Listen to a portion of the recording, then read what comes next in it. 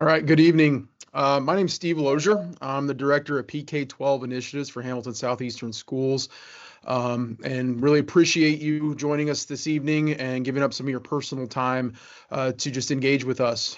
This evening's really about uh, sharing some information about the Innovation Network School proposal and really opening up the dialogue for community input with that. We'll talk about kind of where this aligns with the Ford Next Generation work that the community has done, and give Opportunity Ed, who is on the call with this, an opportunity to share who they are and what they see as potential in this partnership with that. And then we'll follow with just some question time for that. So in preparing for this evening, we've reviewed over 200 perspectives and questions that you've submitted online, and please continue to do that as we engage with this work. I just wanted to start this evening acknowledging kind of the speed of this initiative, and that's developed, how quickly it's developed, how many that's caused some concern and stress for our community, and that wasn't intended. We'll talk about that in terms of the speed. Hopefully we can continue to give you what you need to voice into this process and build trust with us as we're just looking into this opportunity. The goal is to just frame the need, the why of this, how this opportunity could support the work our community's been doing the past 18 months, and then really inform you with facts about how this work could move forward so that you can then inform our community and our school board about the way this needs to look. Whether you're in favor of this opportunity or not, or you're just here to learn more, our school district and community needs your voice and support in determining how we should provide career exploration and experiences of every single one of our students. So some things to know. So this is being recorded. It'll be shared on the web space that has been used to solicit feedback and shared there tomorrow. And then we're going to share an overview of the proposal thus far, the potential timeline, the questions that we've received, respond to some of those. And then OE representatives, as I said, are in attendance. They're going to share some information with that. You're able to submit questions during the presentation through the Q&A tab that I believe is at the top of your screen, depending on how you're looking at this. And then we're going to answer as many of those questions as possible at the end of this presentation. Any questions that we don't address, please continue to add those to that space, and we'll work to answer those in the online FAQ and at a future Lunch and Learn virtual session that we will host. So jumping into some questions that came from those submitted questions, people asked, what's the status of the community input and work with Ford Next Generation Learning? Forgive me one sec. I'm going to move this so I can see my slides better. There we go. So some of you might have been a part of that work, and just to bring the community up to speed, what the Ford Next Generation Learning timeline looked like. We're currently in a planning phase for this entire school year. So just a frame of reference, the past 18 months, we engaged hundreds of community members in a transformational process to develop a journey of a student, which is a portrait of a graduate. That's the knowledge, skills, and attributes that all students will develop while they're in HSE schools, as well as a master plan. And that master plan, we'll note some of those actions that came from that, really is where the community articulated what are the priorities of this work for our community, and then specific action steps to execute those priorities. Again, we're planning those for this school year, and then we'll start to implement portions of that master plan in 25-26. You may have heard that we're not moving forward with Ford. We're not moving forward to be a part of the Ford network. We're still moving this work forward in our community, and that decision was made this summer based on cost, based on community feedback with the facilitation of the process. And ultimately, as we worked with Ford and looked at communities, it was a struggle to see ones that looked like Fishers, and it made it a struggle to see what kind of how they would meet our needs in the future. This next year, we're going to focus on building that freshman year for our current 8th graders. We're building out networks in our high schools, which I'll talk about a little bit in depth. And then wanted you to know there's a career coaching grant that we had that will continue to support the work. It's not as large as that Ford NGL work was, but that's what it will do as we move that part forward. So I noted a little bit just some things that came out of that plan that directly relates to this work. One is our community challenged us to create 10 through 12 network courses and experiences that were high quality work-based learning, post-secondary coursework. And so that's one of the things that aligns with what we'll talk about this evening.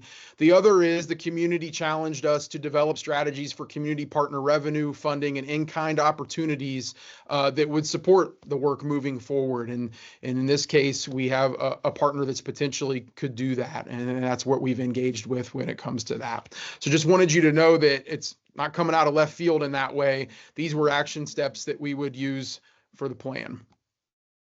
So what's the problem we're trying to solve? We're going to do a little deeper dive into really what this is. So why is exploring this option necessary was a question repeated in the FAQ. And I'm going to go deeper into kind of career technical education, as well as our graduates and the changing landscape of education, both here in Indiana and how we serve direct Fishers kids.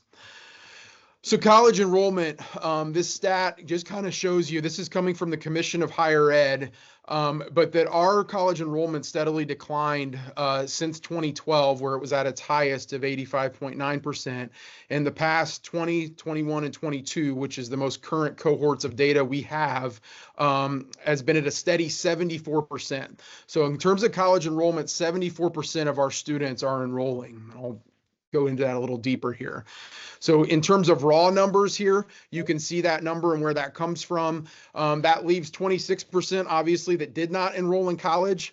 And then some other stats here that students persisting to that second year of college, that trend obviously goes down. And then in terms of students enrolling in a 4-year public college and completing it on time, those stats continue to go down. You know, I'll connect this a little bit to the Ford work. We looked at communities where they had done the transformation to really address graduation rates and workforce development.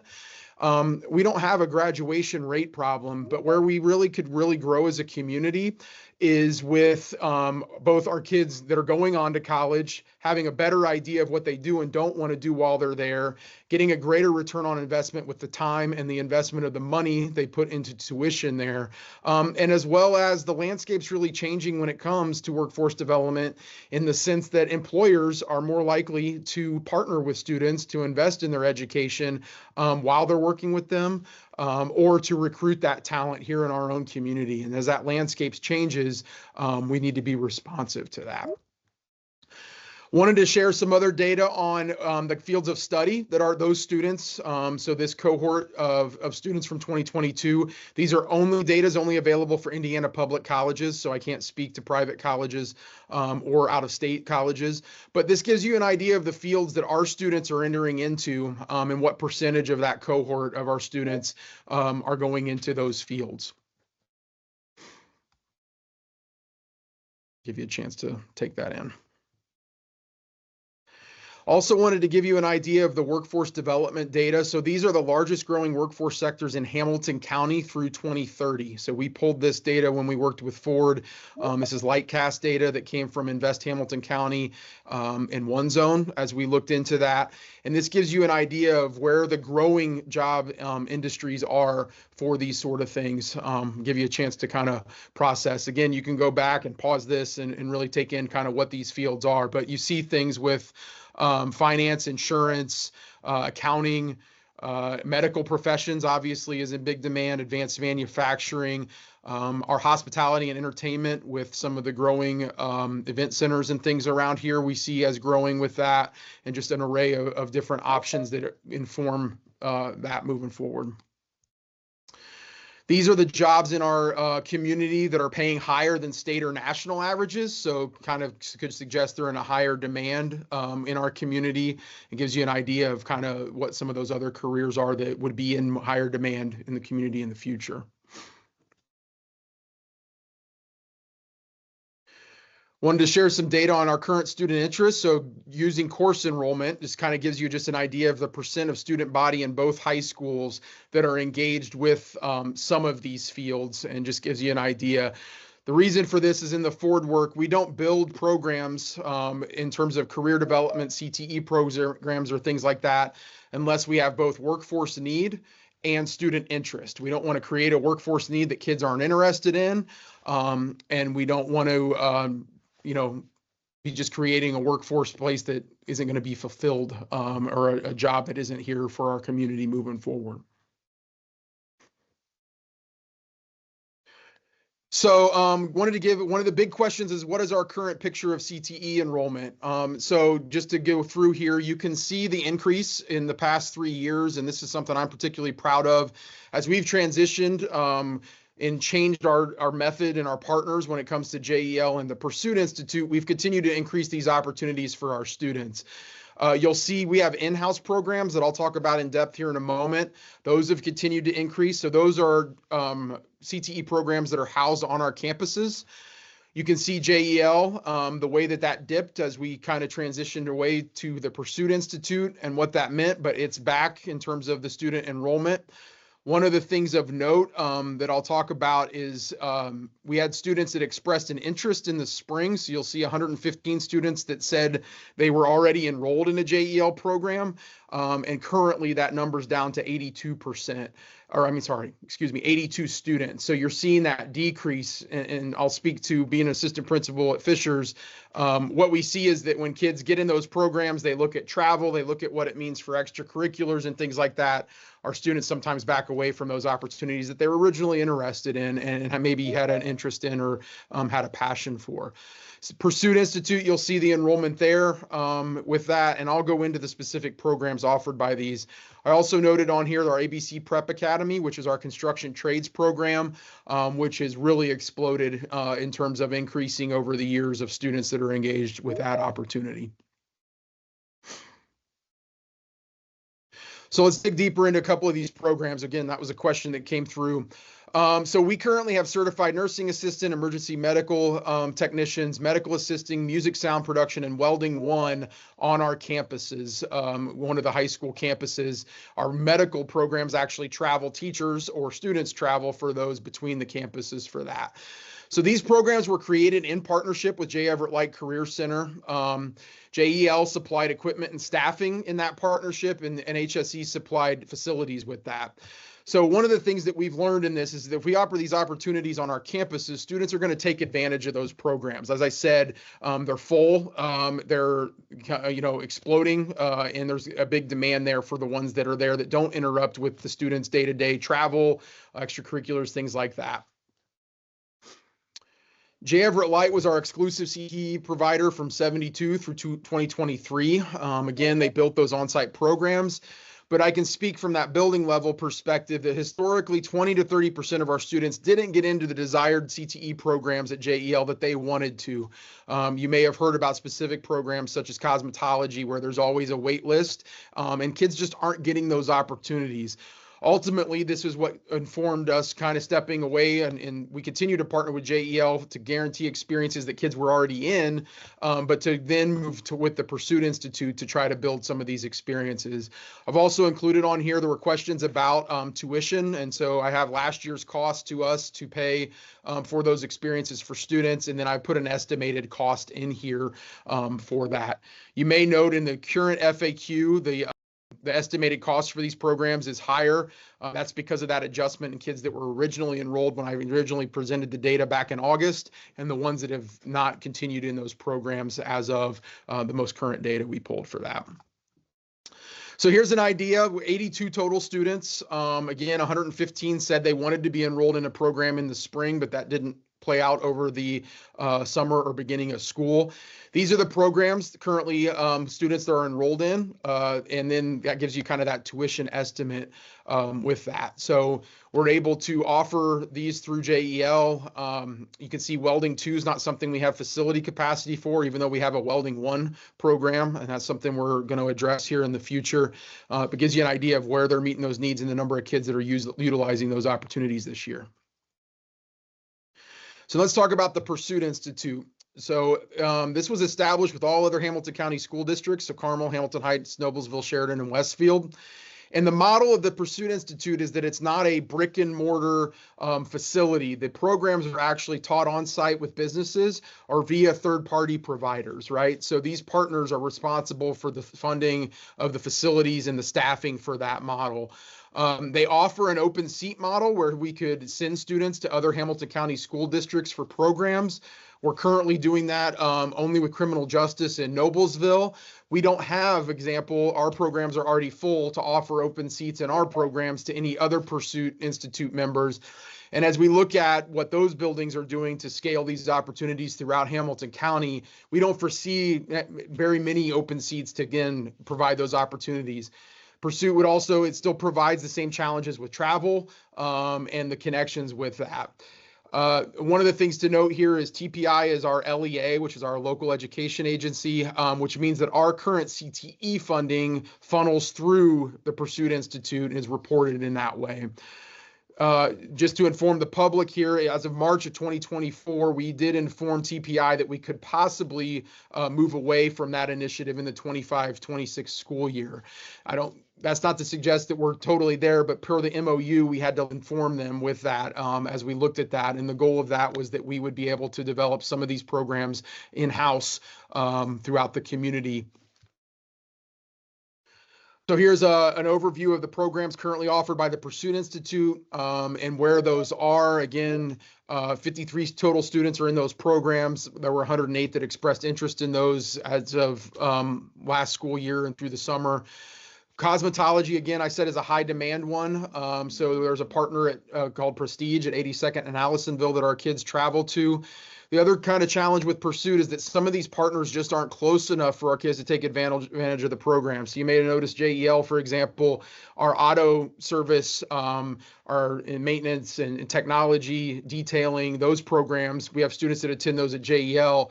The partner in Tipton or Kokomo through Pursuit just isn't close enough for our kids to really take advantage of that and still attend school or attend classes in their home school with that. So just give you an idea, and then again, another tuition estimate of what we're kind of paying for that. So let's just kind of summarize some of those stats. I know I kind of moved through those slides and you might not have been able to take all that in. So if we take the programs our students are currently in at JEL and the Pursuit Institute, and we were to take those over, we're talking about 19 CTE programs just to sustain what that is. I noted, that there are 88 total students between both of those institutions that enrolled in those programs that didn't stay in those by the fall. Specific programs such as cosmetology don't have the capacity to meet student interest, and it results in those wait lists. Our in-house CTE programs are at or exceeding capacity. And there's not room for growth with those, specifically when we noted the workforce data in healthcare that we need to meet and provide those opportunities. That's something we know we're going to need to address. The challenge is, if you've been in those buildings, HSE will go through a renovation soon here that will be part of this work. I'll talk about that in a moment. But there's not a whole lot of space to put these programs into our buildings. And we've evaluated that with architects and looked at that. That's still a possibility that we'll talk about here in a moment. But that's just been a challenge that we've had. I noted kind of in the first board presentation, we're only serving 7% of those students 9 through 12. If I even take CTE as typically an 11-12, it's still only 13% of our juniors and seniors that get that opportunity. We're going to pay roughly $650,000 for those CTE providers for the school year. And so if we extrapolated that and said, assuming that they would have the capacity at the Pursuit Institute and JL to do that, we're looking at an annual tuition revenue of about $2.4 million to those institutions to be able to provide those opportunities to students. One of the things I wanted to talk about that's really apparent kind of in the comments is that there's this narrative that HSE would push students into career tracks instead of college to fulfill workforce need. And I want to just really clarify that that is not at all what we're going to do. When we talk about providing these opportunities for students, it's just as much about students knowing what they want to do as what they don't want to do through those experiences. We want kids to have career experiences in high school so that they're actually making more informed decisions about what college would look like for them. And we're also seeing a trend in college admissions go towards the kids that have actual experiences in those fields are getting into those programs and getting into college in a different way because they've had real experiences in those career fields. That's what we're trying to accomplish with this. We know how many of our kids want to go to college, and every single student in HSE school needs the opportunity to go to college and go into a career. It's just the way that things have changed a little bit of how they might navigate that. Doesn't look like a typical graduation, 4 to 6 to 7 years, then into that career. There's different ways that we can navigate that. We want to help parents and students make more informed decisions about those choices with that. And then again, I noted earlier about that traditional high school college career pathway is shifting, with employers investing in their employees' education directly through apprenticeships, tuition support, summer internships, some of those sort of things. Again, the goal is that our highly skilled, awesome students are coming back to our community, they're engaged in our workforce, and they're contributing in that way. And employers are partners with that in operating those opportunities. So just really wanted to clarify, we're not creating something that would force kids into career over college. We're just trying to help them make more informed decisions about their options post-graduation. Talked a little bit about networks. So currently, per the Forward Plan, our high schools are in the process of conceptualizing what are called career networks to engage students with the coursework that will lead to both college and careers. This is a draft, but I wanted to share this with you about, for example, a medical network, and to really drive home the point I just made, that students would get college credits as well as potential industry credentials through some of those programs. And that also gives you an idea of the kind of available experiences that kids would have within these networks. You can see the experience providers that we currently already have engaged in some of our programs, as well as the potential majors that go along with that. So medical is a great example. We have students that are pre-med. They're planning to go directly to college to go to be a doctor, and they would have experiences within this network that helps them better make choices of what kind of doctor they would be, what those sort of things look like. We've also got students that are already getting certifications to be a CNA, an EMT, medical assistings. Those sort of students could go right into the workforce through that opportunity. They leave with those credentials from our institutions already to do that. And the reality is, though, those students might go back into medical field. They might go to college to be a doctor through how they navigate that. The goal is that we are giving them the career exploration opportunities to, again, make more informed decisions about what they're going to do post-graduation. So there's a question about, possible solutions. And I'll talk about OE and where that has come from, but there are other solutions to the problem we just kind of articulated and went over, right? The upcoming HSE high school renovation will likely address some of these program needs, but there's not the capacity there to address all. People have asked in the Q&A about district property. So we have a couple of properties that could fulfill this. There's a property on 136th Street near exit 10, as well as Durbin Elementary, that could be utilized. But what that would require is kind of a full building development. In those spaces, acreage might not be large enough to meet kind of the needs that we're forecasting.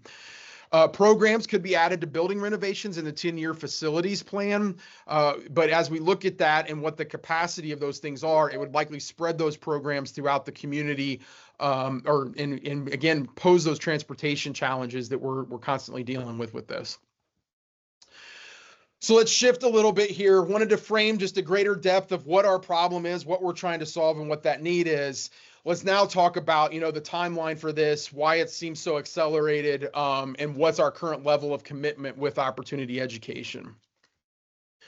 So we went over, this was shared in the August board meeting, that the urgency of this and the action that was needed was that we needed to become or work towards having an authorizer letter submitted to the state of Indiana that could potentially be submitted before September 1st, and then that would allow us to apply with a partner to unlock the funding for that. We would need to collaborate on that as we looked at what that is, and I'll share the language of that here later in the presentation. What that would do is potentially open up $2 million worth of charter school grant funding that we could use to further develop and explore what this would look like for our community. And that was the sense of urgency on that. Part of the timeline I expressed with that was that the school needs to open within 13 months of taking that money. And then when we initially talked in August and when these conversations started with OE back in July, obviously when we have this huge need of student demand and the needs for these programs, the thought was, could we do something over 13 months to meet the needs in some of these programs? And that was the sense of urgency. We've heard your feedback. We're being responsive to that in the form and in the conversations. And we are kind of shifting, and that's what this will kind of articulate what this means. So we did go ahead and submit an authorizer letter that you may be aware of to the State Board of Education, and that was approved on September 11th. Mr. Mapes, actually a teacher that serves on that board from HSE High School, recused themselves from that vote. But that was approved, and that again just put us in position to potentially tap into money in the future. That then kicks into that OE could submit a charter application to that, and I'll talk about the difference between Innovation Network schools and charters here in a bit. And then we would review that and make a decision on what that looked like for that. What through these conversations, through your input and things, we're shifting the goal of an opening to 26, 27. And a lot of that has to do with, the timeline being fluid, and it would be dependent on property procurement, things like that. And we just foresee, we both commit that if should this move forward in the partnership, that we want to do this right. We don't want to do it rushed. And we want more community input into actually what that looks like.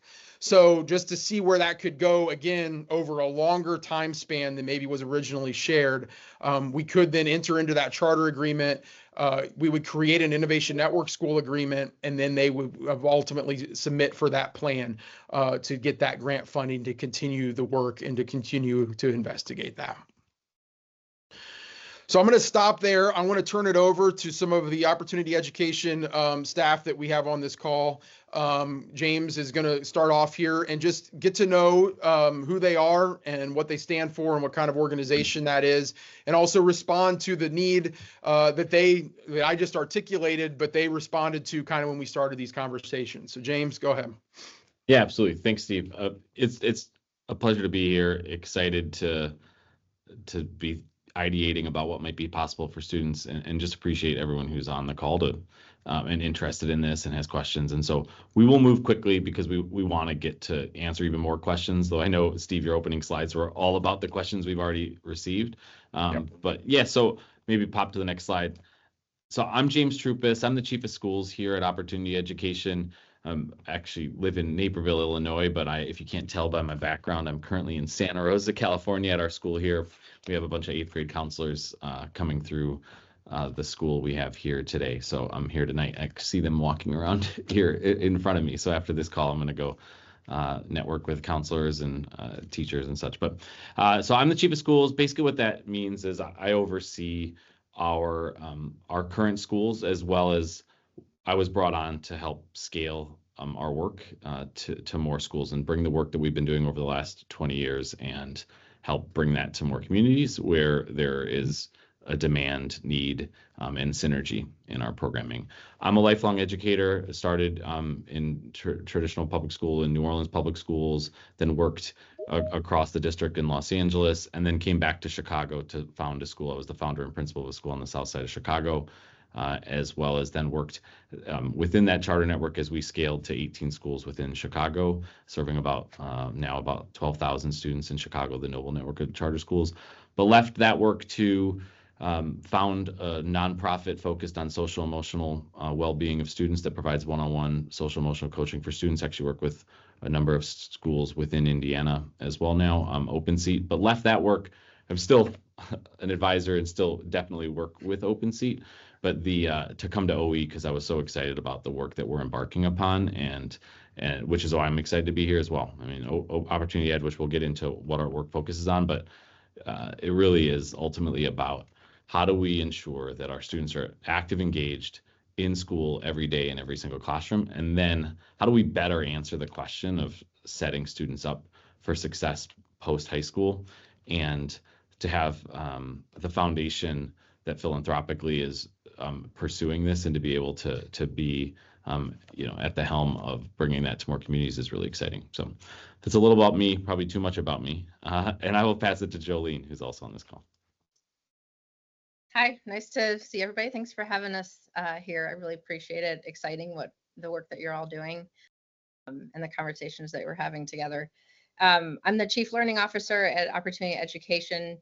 So my job is to make sure that we do our very best to achieve our mission, which we'll share in just a minute, to make sure that we're continuously improving everything that we do to have the greatest impact we can on teachers, students, schools. I have spent many years in schools doing various things from teaching to coaching, most of the time doing evaluation and research. I spent a lot of time in Chicago public schools, a few charter schools, and private schools as well. And I'm based out of Pittsburgh, Pennsylvania, and I've been with Opportunity Education almost 10 years now. And we are very much the balance of each other. Where most of her work has been in public schools, and on the research side, I've been a practitioner and mostly in charter schools. And I think you'll find that across our team, that we really are a diverse balance of people who are all just passionate about the same topics. So Opportunity Education, just to give you the quick facts. Our mission is to support teachers and schools in their work to help every student own, invest in, and drive their learning. We were established in 2005. We were founded by Joe Ricketts. He was the founder and CEO of Ameritrade. Also, his family's majority owners of the Chicago Cubs. We are a nonprofit foundation. So Opportunity Education is the nonprofit foundation. And then within our foundation, so I lead our school network. So we have our school network, which has 2 nonprofit private schools, the one here in Santa Rosa where I am today, and then Omaha, Nebraska.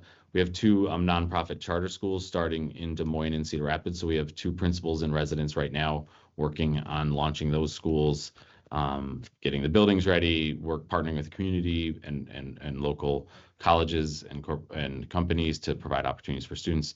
And they spend a year in residency going around the country, seeing the best schools and designing and getting ready. And then the proposed nonprofit charter school, innovation school, and HSE. And then we're in discussions with a handful of communities in Iowa and Indiana. That's really where our focus is right now, is in Iowa and Indiana as we grow our work. And ultimately, our goal is to work with communities where there's clearly synergy in the work. And we will only grow at the rate that we believe that we can deliver excellence for students, and that there is that synergy. We also have a nonprofit network of schools in Tanzania. Jolene oversees a lot of the work there. She doesn't run the network because her focus is here on the U.S. network, but does oversee a lot of the curriculum and accountability and success. And they're really doing pretty remarkable work data-wise. Some of the latest data that's come out. So 38 schools in Tanzania. And then we have software, which we'll show you a quick preview, but we have a team that really is dedicated to how do we take this work of active engaged learning and codify it in ways, both in resources we provide teachers and schools, but then also how we measure it in ways that really inform our work. We have no religious nor political affiliation. I can't emphasize that enough. Just like I said, we have a diverse range of the work we've done in different types of schools and in different places in the country. That is absolutely true of our own backgrounds and our own beliefs, and we do not bring that into our schools. We believe really strongly in kind of the ideals of free, open dialogue with our students. That's core to being active, engaged, is free expression of ideas as well. And then on the funding side, I know there were questions about our funding. So the foundation is purely philanthropy sponsored, and then the charter schools will receive federal funding and grants as well, and all our nonprofits, which I wrote on that slide about 100 times. So I think that's probably pretty clear. So that's Santa Rosa, where I am right now. So our school network, just to give a quick preview, though I'm sure we'll get more in depth with this, but some of the core tenets of our schools. First is active engaged learning. Jolene will dive a little bit deeper into that because it's just so core to everything we've built and done and what we look for in every classroom. The second is sometimes this can be a misconception when you're also working with students on career focused work as well. But we are the and of career and college, and to make sure all of our students are college and career ready, we really believe strongly in rigorous academics and critical thinking, because those are ultimately the skills that students have to be prepared for, is the ability to think and to come prepared with rigorous academics. We have a pathways program. It starts in 9th grade, from personal finance through college exploration, through career exploration. All of our students complete a minimum number of hours as it relates to college, as it relates to community service, as it relates to careers. But that's actually what it first initiated the conversation with HSE, was we were talking to them about our pathways curriculum that we've developed that really helps students go from a journey from 9th grade through to now. Even right now, it's just upstairs in our college class, in our pathways ninth grade capstone class, and the students were designing their own college and debating whether they were looking at students as applications and saying whether they'd let them into their college based on their resumes. Like that level of depth is where they're at already in 12th grade, is thinking of designing for the future too. We also believe in an advisory model, the idea that students, and so, if we were open in HSE, students would have an advisor that they are with from ninth grade through to 12th grade. Just believe in that no matter the size of the school, whether it's 500 or 3,700, that every kid is seen every single day by an adult, and that parents have access, that know someone in the school that they always have access to, and that, that students are seen every day is core to the work. And then community involvement and assets is another key piece of our work. So even as we're designing and building schools in Des Moines and Cedar Rapids, one of the first questions we ask is, how is this an asset to the community? What are we truly serving? And then also physical assets, right? So at Des Moines, we're working on a black box theater that'll be open to the community and has a bike path that goes through the middle of the campus. And in Cedar Rapids, we're thinking, how can we add soccer fields, as that's something that they could use more of in the community? And so that would be a question we would have in HSE as well. What are some other assets we can bring that aren't just for the school, but for the community? Because that's just core to our work. It's also core to what we expect of students in terms of their own service and work that they do in the community. And then I added the principal residency because it is a core part of our schools, which is that all of our principals start in a residency program where they're diving deep. And so in this case, spending, if approved, the longest period of time we can of having a resident principal, working with the district, working with the community, working to build partnerships as well, is so that when you open the doors, you've had the time to plan purposefully and build partnerships. So I'll let Jolene talk about active engaged learning here. So Steve, you could click the slide. Thanks. Yeah, so as James mentioned, we really focus on active engaged learning, and that can mean a lot of different things to different people. So I thought it'd be good to just say a little bit about what that means to us, how we focus on it, and why, what the benefits are. So for me, there's really three different types of active learning. There's being intellectually active, reading, annotating, thinking deeply. There's being socially active, which is, maybe collaborating, having a debate, and then physically active, which could be designing a lab, conducting a lab experiment, designing a game or playing games, things like that. There's decades of research on active learning and all three of these kinds of active learning that show pretty significant benefits for it. Increased engagement, motivation, interest, creativity. Students have been found to be more resilient, often because of the social interactions that they have with their peers. Improved student attitude, self-esteem, improved academic performance, and then increased level of perceived control in their learning, which is really important when you think about back to our mission, which is to help students own, invest in, and drive their learning. And so having more control and sense of control over your learning and what you can do and being able to make choices is a really important part of us achieving that mission, and students being able to really be ready when they graduate and move on. The second part here, we grow and improve when we're active in the feedback cycle. So we often think about feedback as something that's given to us, and maybe we do something with it, maybe we don't, but it's actually this loop, right, where students play a very important role in this process. And by having students involved in the feedback process, again, they're actively learning. And so it ties back to increased performance and motivation for students. They're also developing skills like reflecting, being able to evaluate, plan, set and achieve goals, things like that. You want to go to the next one, please?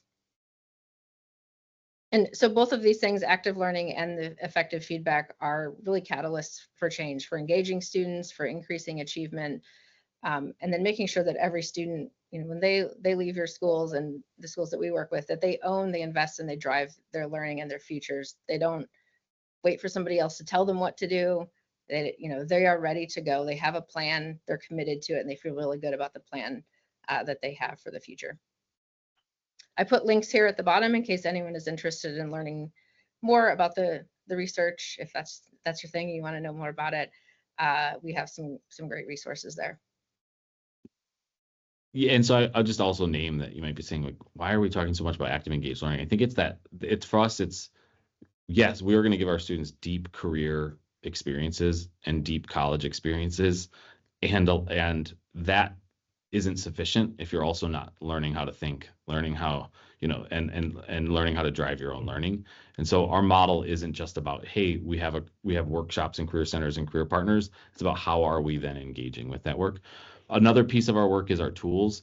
So we've built, as I mentioned, we have a product software team. Again, they are a nonprofit. They're part of our foundation. And how do we bring this to more schools and students? So we have Quest Forward, which is essentially, think Canva for teachers. Like, it is a searchable database, whether it's on standard or topic or whatever it might be, of lessons that are all based in and designed for active engaged learning across grade levels, across standards, across subjects. And then we have Feedback Forward, which is where in every classroom, every day in our schools, we're tracking student engagement. So we're not just saying we believe in it, but how are we tracking it and measuring it? And then we have, hundreds of others. You can sign up, please, on our website if you want, for free tools and templates, et cetera, that you can have access to.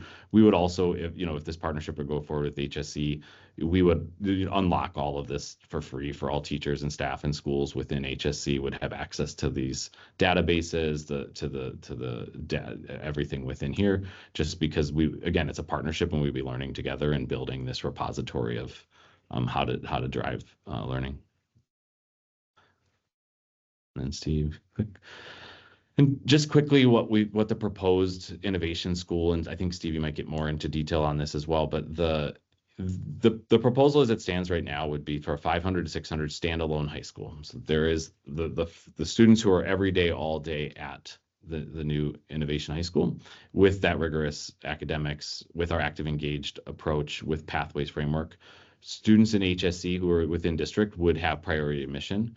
If there were other spots after that, then they could go to students in surrounding districts. We could get into those details if there's questions about that, but priority admission would be for HSE. And then the proposal, in which I think is just unique and exciting and important, and core to who we are, which is how are we doing this as a collaboration, is that students would still have access to the sports and co-curriculars in their home school as well. And so they could have the of I want the smaller school approach or the network kind of careers that are happening at the school, and I still want to be able to participate on the football team or basketball team. And so we would still set up on-site co-curriculars, esports, theater, et cetera. But students would still have access to the other programs as well as the proposal. Again, this all gets worked through and through input as well, but that's the proposal we've talked about.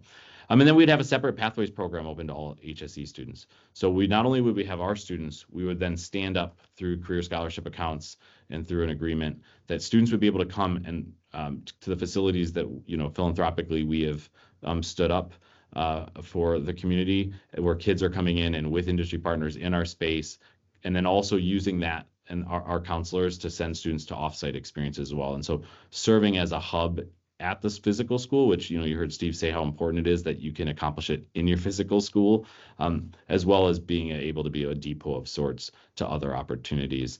And so we would be working to build or renovate a facility that would allow us to accomplish both a standing high school and the ability to serve 500 students from the other two high schools as well.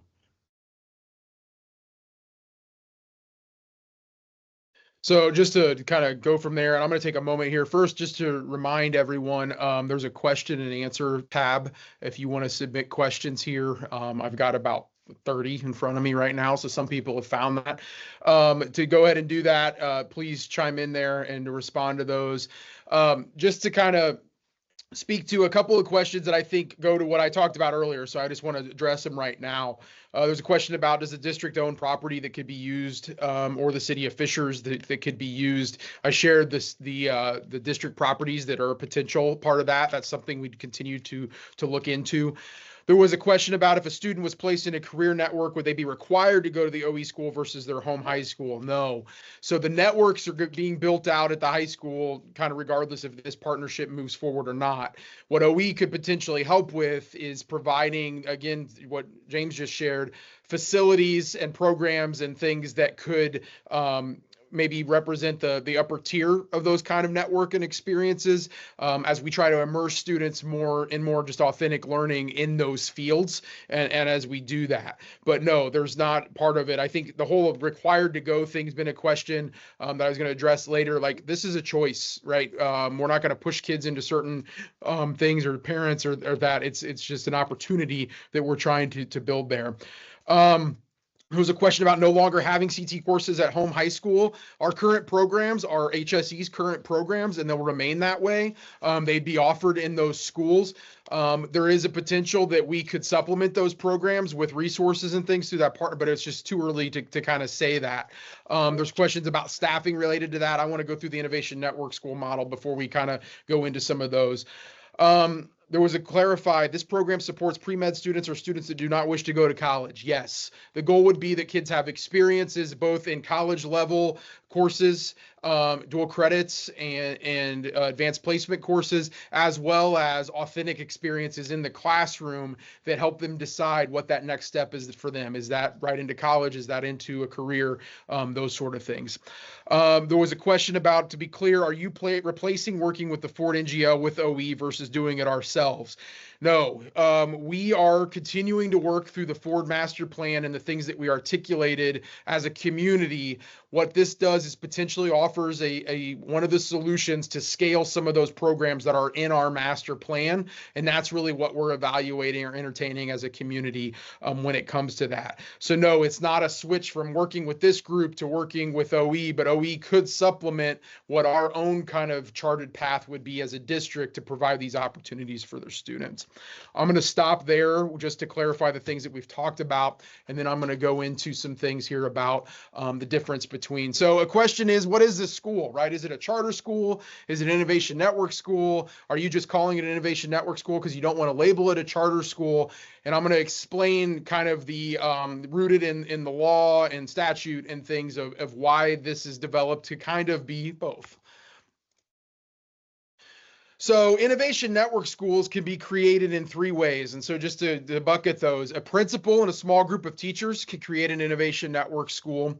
A superintendent can, or a charter organizer can. And if a principal or a small group of teachers does it, the district or the community would fund that creation and support the creation of that Innovation Network school. If a superintendent charged a school or a principal or to develop one, again, school district or the community funded would work. The charter option of an Innovation Network school is the only way that allows us to use that charter school program CSP funding through the agreement to do that could then lead towards that. And currently what we're doing is exploring authorizing a charter with Opportunity Ed to utilize that CSP funding for the development implementation of a school that would meet these community needs. And then I'll talk about the specifics of an Innovation Network school.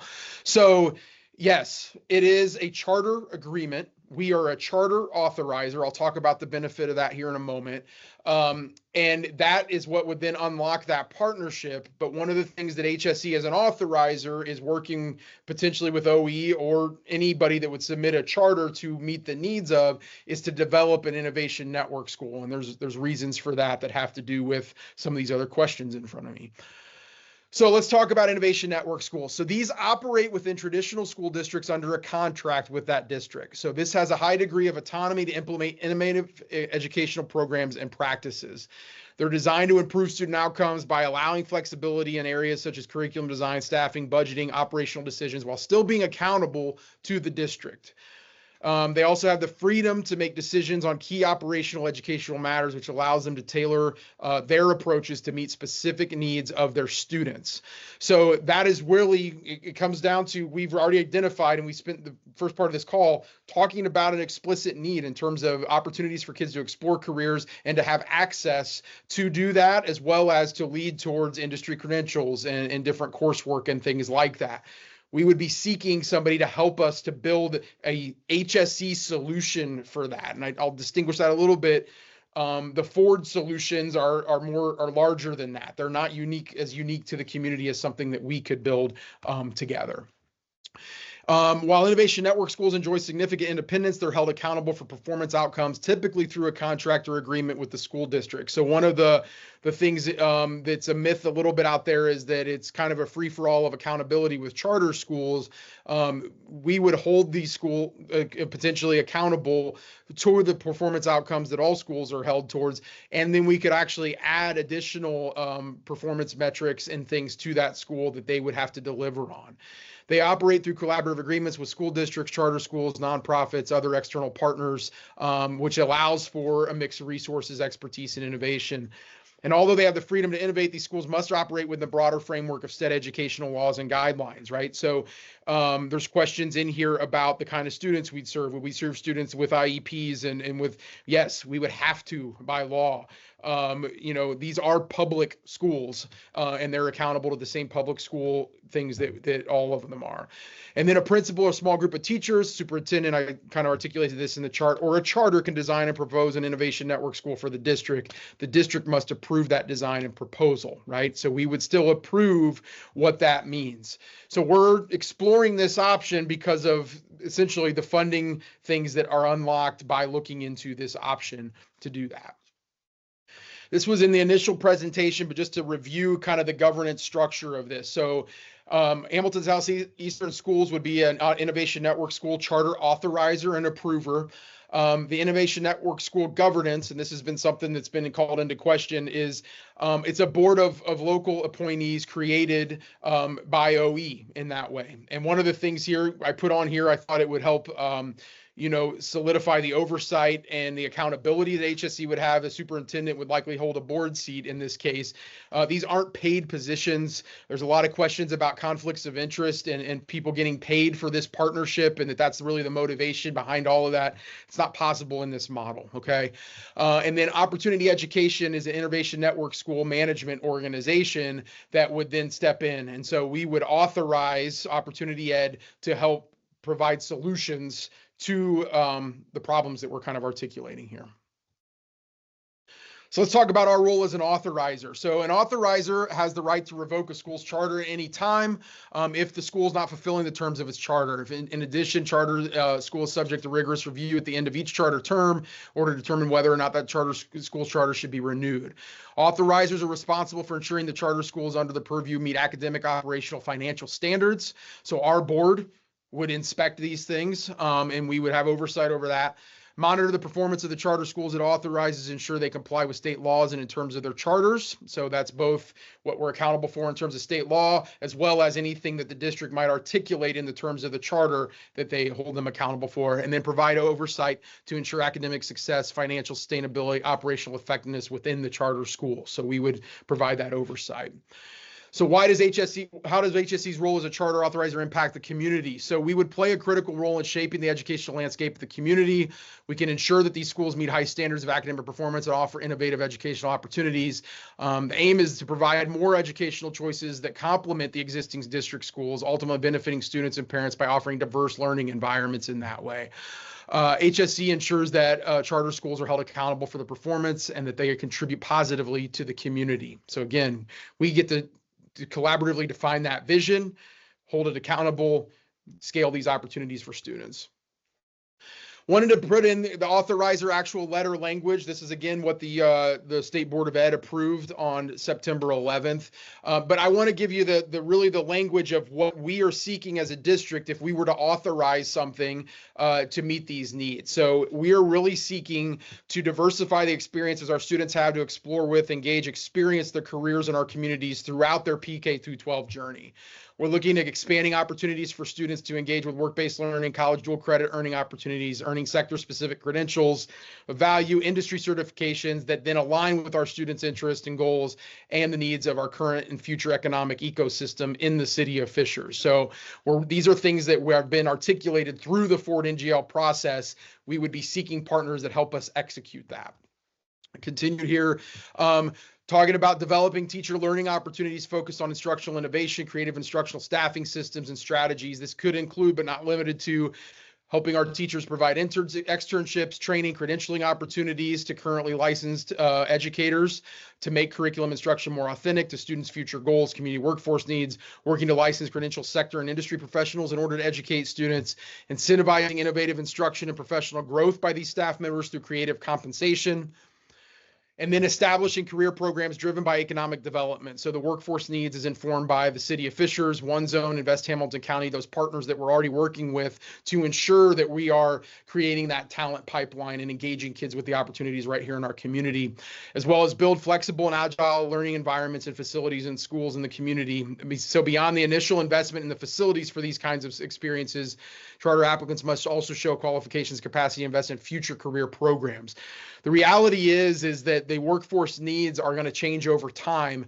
And if you've been in traditional career center settings, sometimes the equipment, the things that are in there aren't up to industry standards. The goal is that if we're going to really set our kids apart with these experiences, that we're investing in current technology, current teaching practices, and current needs in the workforce. And that, we, for example, could meet the need of the incoming pharma community and the business is coming in, but in 10 years that might be at capacity, and we need to reset programming to ensure that we're engaging kids with what's out there and those opportunities in our community. So questions that are to be answered, and this was a frustration, I think, in some of the questions and things. The reality is we're just so early in this process of exploring this option that we don't know things like facility location design, school structures, daily structure, course curriculum, budgeting, staffing, diplomas. These are things that we, one, need community and teacher voice in as we investigate those and what that possibility could be, and two, that we would continue to define and to work towards those sort of things. So those are things that we'll continue to submit those questions, and we'll continue to work on sharing that information. I understand that might frustrate you a little bit, but we want to do this right, and we want to ensure that it meets the needs of that. Okay, so next steps here. Just to let you know, we have another virtual lunch and learn scheduled from noon to 1 to try to meet other people's schedules on October 8th. The link will be posted soon. Again, utilize this information in the online forum to share your thoughts and vision for creating new CTE opportunities for our students, and continue to try to help us solve the problem we articulated kind of at the beginning of this call, and chime into that conversation. Okay, and with that, we're going to turn it over to answer some questions here, which I have an array of. So I'm going to try to prioritize some things with, let's see. You want to hand me ones? Okay. Question, what is the main reason for doing this versus building a third high school? It comes out of kind of the work the community's done, that it's really working to, obviously that's a numbers capacity enrollment could be a thing, but it's really to try to meet the needs of workforce development and needs. And when you look at the opportunities that we're not providing kids in career exploration or career opportunities, we need to build a facility and programs that are meeting both those workforce needs, but also student interests. Question, does this new school impact ABC Prep in any way, replace it? No, not at this point. I don't foresee that. We would continue to partner with ABC Prep as they provided those construction services and those sort of things. Here's a question for our OE folks. How will the OE school determine who can attend? Can they exclude students?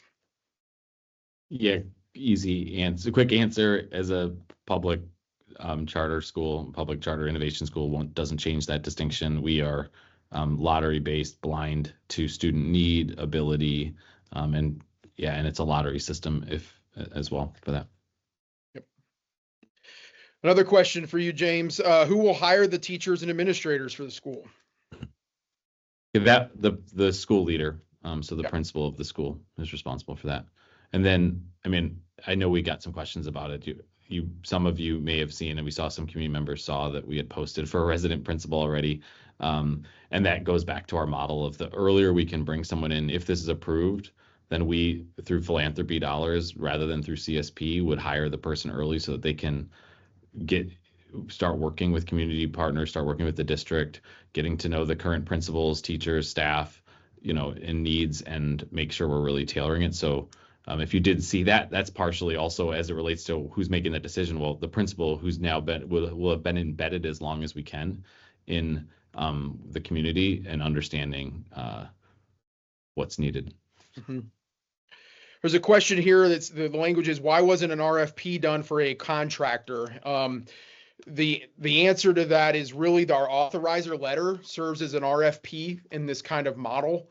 It articulates what that means, and it also means that any organization could submit a charter application to HSE Schools now that we are an authorizer to do that. So it's kind of a language thing, but it's different in that. A question about, is the CSP grant annually or a one-time funding? It is a one-time funding. With that doesn't mean that we couldn't explore other innovative options down the road and apply for another CSP grant with that, but it is a one-time. Again, the intention of the CSP is to design and then implement something and to innovate in that way within the charter context. And Steve, if I could just add in there, I would just add also, and in deciding to delay the potential start, which we think was just the right call based on the feedback we were hearing and doing this the right way, that was a decision we also made internally, that it's still so important to us to get this right, that we're going to put our own philanthropic dollars from the foundation up to support a resident principal, their benefits, their travel, and the costs associated with with them seeing and building the school. And I would also just say, so want to name that, but the other side of it is that by having this nonprofit partnership, we also open ourselves up to future, not just CSP, but philanthropy dollars from other foundations and others who, frankly, I think are, I've heard, because I'm having conversations about this, people are really taking notice and really excited about this, because this just isn't what you see happening. We're really truly standing up an innovation school with a district in partnership with deep kind of like a long runway of partnership to get this right. And so I do also think we could unlock other dollars to in the future that aren't just through CSP, but through other endowments and philanthropy. Yep. Thank you. A question here, is OE the only option in the charter model? No, right? As I said, any charter application could come through to us with that. That being said, this conversation started out of working with OE, right? In terms of that, and that's why we're at this level of the conversation with that. But it really has to do, I think, how James just distinguished it with the philanthropic charter model as opposed to a for-profit or a competitive charter, as some people have articulated is typical to that. That's why we're continuing the conversation and getting that input and looking what that looks like. What qualifications will teachers be required to have, the same as HSE? That would be further defined when it comes to that. There are some other, I'll go into some staffing pieces of that, right? So if we partner with OE, will teachers be RIFed due to the movement of students from the high school? Enrollment and all those things are a factor in that. I don't think the goal of this is that we continue to meet those needs and partner in that way. And one of the things, it's early in this process, but James and I have talked about, again, is if this innovation network school is truly serving, I firmly believe that innovative instruction for students happens through innovative work with teachers, right? And that's part of what's also encouraging about OE in terms of some of the resources and things they offer, is that our teachers can grow in that situation. We also have in the potential of how we define or articulate the vision of what the charter looks like. We could test some things in the 9-12 space with a smaller group of students that would then give us better information about how we might implement some of these best practices and things into our large 3,700 student high schools when it comes to that.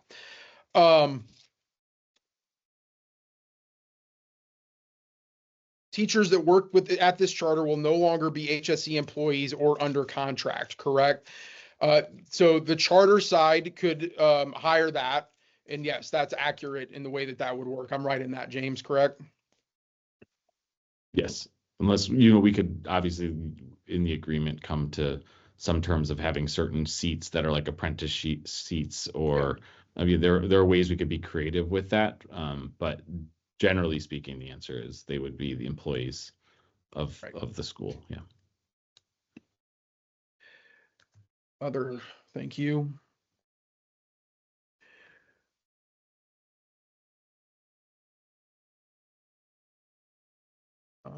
Sorry.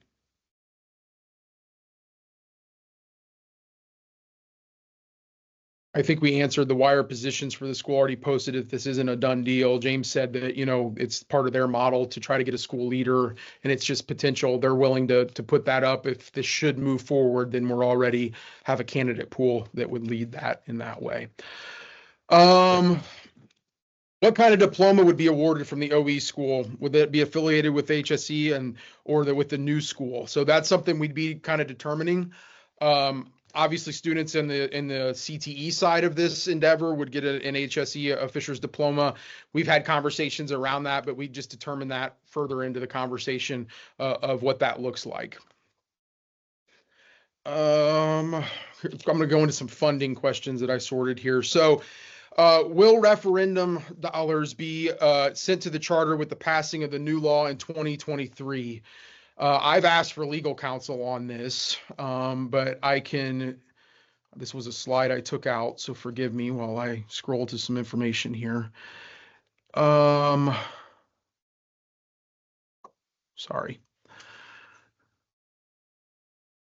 Here we go.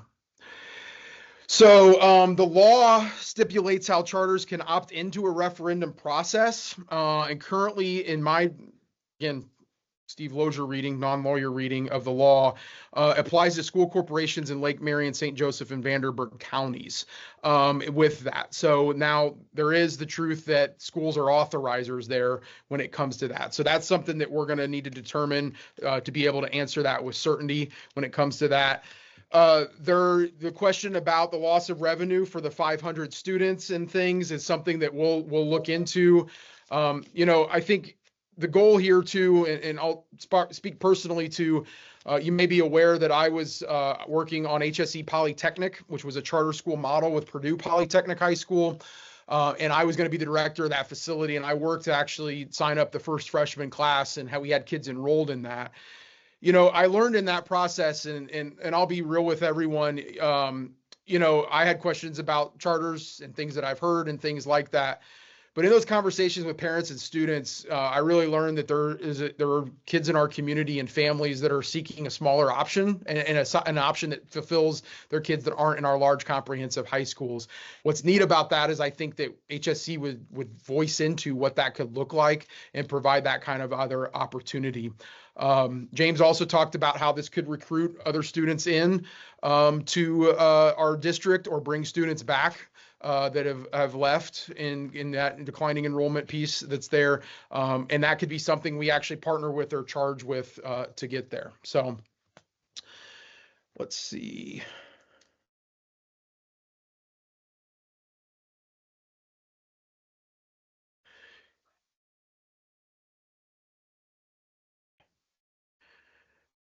So if you take this grant, is the district committed to opening a charter? Yeah, the CSP grant is a charter school innovation grant. So yes, if we got to that point in terms of the partnership, and then we did go to that, yes, that's what that money would go towards. Let's see. Answered that. I'm not good at organizing Post-it notes, I've learned, so I'm sorry. Okay.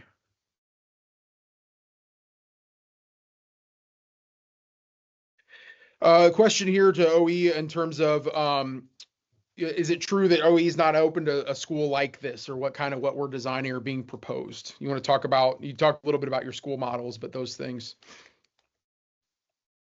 I don't quite follow we're not open to this. I'm sorry. I don't quite follow. I'm sorry. Is it true that OE is never open to high school like what was being proposed?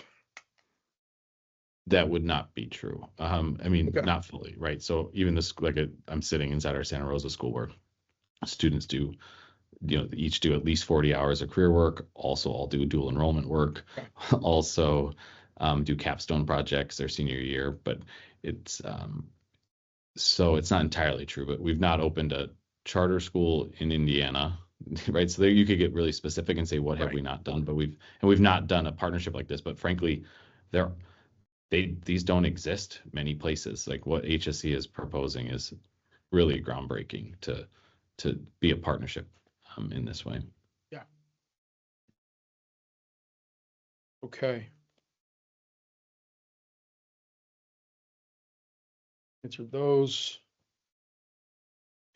Financial impact to the district is something we're currently evaluating. We'll share more information on that when it comes to that. Question of why can't we continue to offer these programs? We would offer our current programs, and it's just really how do we scale capacity, and then how do we offer new programs and be able to guarantee that for our students. You got any new ones?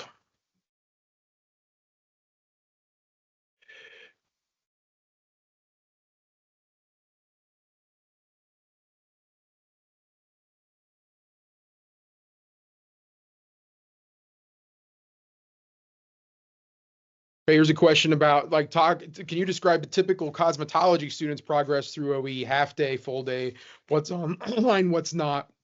So in that situation, an HSE student could attend a cosmetology program, and now we're talking on the career side, not in the charter side, right? Now, the reality is students attending the charter, as they move through that system, could also engage with some of those other career opportunities depending on how their path or those things develop. So, but in terms of a CTE, a traditional way of that is a half day, right? So kids would have classes in their home high school, as well as have these opportunities and those sort of things that we develop. Question about, these different initiatives that we've explored and trying to meet this need over the years. And the question is, why not invest in our own teachers and buildings? I think the intent is that we do that. Our goal is, we're continuing to, we'll talk through staffing and some pieces like that. But if there are creative ways that our teachers need to benefit from this, as well as our buildings in that way. The reality is that those are longer runways to maybe stand up some of these programs. The cost to it is something that we foresee being a challenge, and we're really just exploring whether a partner could help us accelerate that, but also invest in our teaching, our teachers invest in those buildings in that way. Okay.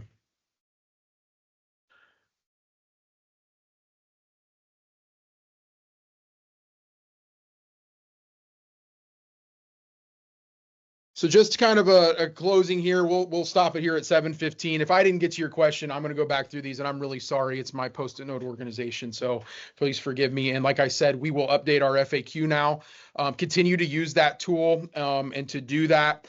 And so, just to summarize what we're trying to solve in the conversation we want to start in this community is around how do we provide these opportunities for our students, and what are the best resources and ways that we can do that in order to allow our students to explore college and careers and to make better informed decisions about what that looks like. It's clear in the multiple ways that we've kind of tried that.